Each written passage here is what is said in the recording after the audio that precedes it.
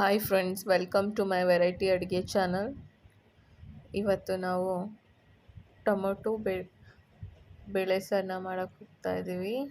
ಇದು ಎಷ್ಟು ಸಿಂಪಲ್ಲಾಗೆ ಮಾಡ್ಕೋಬೋದು ಅಂತ ತೋರಿಸ್ಕೊಡ್ತಾ ಇದ್ದೀನಿ. ತುಂಬ ಕಡಿಮೆ ಸಮಯದಲ್ಲಿ ಮಾಡ್ಕೋಬೋದು, ಹಾಗೆ ಈಸಿಯಾಗಿ ಮಾಡ್ಕೋಬೋದು. ಹೇಗೆ ಮಾಡೋದು ಬನ್ನಿ ನೋಡೋಣ. ಒಂದು ಕುಕ್ಕರ್ ಪಾತ್ರೆ ತೊಗೊತಾ ಇದ್ದೀನಿ. ಅದರೊಳಗಡೆ 1 ಗೆಡ್ಡೆಯಷ್ಟು ಬೆಳ್ಳುಳ್ಳಿನ ತೊಗೊಂಡಿದ್ದೀನಿ, ಸಿಪ್ಪೆ ಬಿಡಿಸಿ. ಹಾಗೆ ಒಂದು ದೊಡ್ಡ ಗೆಡ್ಡೆಯಷ್ಟು ಈರುಳ್ಳಿನ ನಾನು ಕೊಯ್ದು ಹಾಕ್ಕೋತಾ ಇದ್ದೀನಿ. ಹಾಗೆ ಒಂದು ಹಿಡಿ ಕೊತ್ತಂಬರಿ ಸೊಪ್ಪು ಹಾಕ್ಕೋತಾ ಇದ್ದೀನಿ. ಸ್ವಲ್ಪ ಹುಣಸೆಹಣ್ಣು ಕೂಡ ಹಾಕ್ಕೊತೀನಿ ಅದರೊಳಗಡೆ. ಒಂದು ಅರ್ಧ ನಿಂಬೆಹಣ್ಣು ಗಾತ್ರದಷ್ಟು. ಹಾಗೆ ಒಂದು 4 ದೊಡ್ಡ ಸೈಜ್ನಷ್ಟು ಟೊಮೊಟೊ ಹಾಕ್ಕೊತಾ ಇದ್ದೀನಿ, ಯಾಕಂದರೆ ಇದು ಟೊಮೊಟೊ ಬೇಳೆ. ಹಾಗೆ 1 ಕಪ್ಪಷ್ಟು ನಾನು ಬೇಳೆ ತೊಗೊಂಡಿದ್ದೀನಿ, 100 ಗ್ರಾಮಷ್ಟು. ಅದನ್ನು ವಾಶ್ ಮಾಡಿ ಹಾಕ್ಕೊಳ್ಳೋಣ. ಹಸಿಮೆಣ್ಸಿನ್ಕಾಯಿ ಕೂಡ ಹಾಕ್ಕೊಬೋದು, ಒಣಮೆಣ್ಸಿನ್ಕಾಯಿ ಕೂಡ ಹಾಕ್ಕೊಬೋದು. ನಾನಿಲ್ಲಿ ಖಾರದ ಪುಡಿ ಉಪಯೋಗಿಸ್ತಾ ಇದ್ದೀನಿ. ನಾವು ಹಸಿಮೆಣ್ಸಿನ್ಕಾಯಿ ಜಾಸ್ತಿ ಯೂಸ್ ಮಾಡೋದಿಲ್ಲ, ಅದಕ್ಕೋಸ್ಕರ ನೀವು ಬೇಕಾದರೆ ಹಾಕ್ಕೋಬೋದು. 1/4 ಸ್ಪೂನಷ್ಟು ಅರಿಶಿನ ಹಾಕ್ಕೊಂಡಿದ್ದೀನಿ, 1.5 ಸ್ಪೂನಷ್ಟು ಖಾರದ ಪುಡಿ ಹಾಕ್ಕೊಂಡಿದ್ದೀನಿ, 1 ಸ್ಪೂನಷ್ಟು ನಾವು ಬೇಳೆ ಸಾಂಬಾರು ಪುಡಿನ ಹಾಕ್ಕೊತಾ ಇದ್ದೀನಿ, ಒಂದು ಅರ್ಧ ಸ್ಪೂನಷ್ಟು ಜೀರಿಗೆ ಹಾಕ್ಕೋತಾ ಇದ್ದೀನಿ. ಇದಕ್ಕೆ ನಾನು ನೀರು ಹಾಕ್ಕೊತೀನಿ.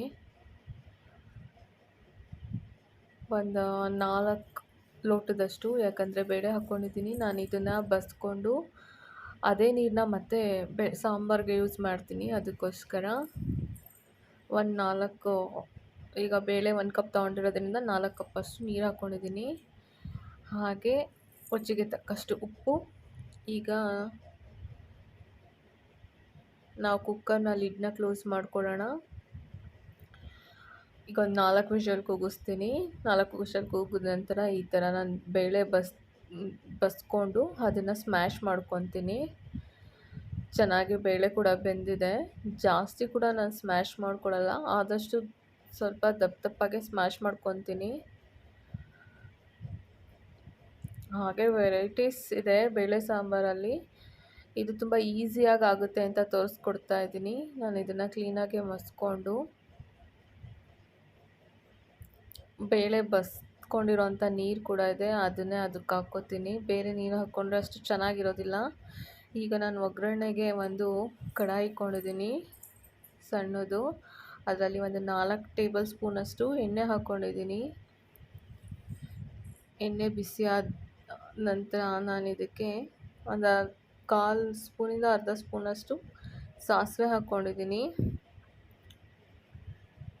ಸಾಸಿವೆ ಸಿಡಿದ ಮೇಲೆ ನಾನು ಸ್ವಲ್ಪ ಈರುಳ್ಳಿ ಹಾಕ್ಕೊಂಡು 4 ಎಸ್ಲಷ್ಟು ಬೆಳ್ಳುಳ್ಳಿ ಹಾಕ್ಕೊಂಡಿದ್ದೀನಿ.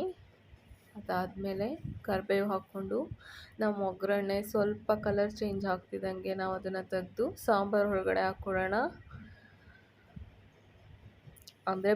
ಅಂದರೆ ಬೇಗ ಎಲ್ಲಾದರೂ ಹೋಗಿ ಬಂದು ಅರ್ಜೆಂಟಾಗಿ ಸಾಂಬಾರು ಮಾಡ್ಕೊಳ್ಳೋದಾದರೆ ಈ ಥರ ಸಾಂಬಾರು ಬೇಗ ಮಾಡ್ಕೋಬೋದು, ಅದಕ್ಕೋಸ್ಕರ ತೋರಿಸ್ತಾ ಇದ್ದೀನಿ.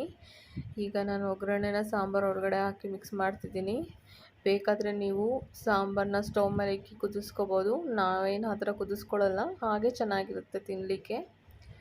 ಸೊ ನಾನಿವಾಗ ಸರ್ವಿಂಗ್ ಬೌಲಲ್ಲಿ ಸರ್ವ್ ಮಾಡ್ಕೊತಾ ಇದ್ದೀನಿ. ನಾನು ಹಾಕಿರೋ ವಿಡಿಯೋ ನಿಮಗೆ ಇಷ್ಟ ಆಗಿದರೆ ದಯವಿಟ್ಟು ನನ್ನ ಚಾನಲ್ನ ಸಬ್ಸ್ಕ್ರೈಬ್ ಮಾಡಿ, ಶೇರ್ ಮಾಡಿ, ಹಾಗೆ ಕಮೆಂಟ್ ಮಾಡಿ, ಲೈಕ್ ಕೂಡ ಮಾಡಿ. ನನ್ನ ಚಾನಲ್ನ ಯಾರೆಲ್ಲ ನೋಡ್ತಾ ಇದ್ದೀರಾ, ಥ್ಯಾಂಕ್ ಯು ಸೋ ಮಚ್, ಧನ್ಯವಾದಗಳು.